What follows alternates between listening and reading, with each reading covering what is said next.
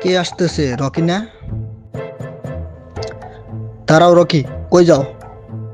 আরে ঠাডা বুঝলুর বউ তো মারা গেছে। তাইলে রকি চলো, ঠেরা মজনুরে একটু সমবেদনা জানাই আসি।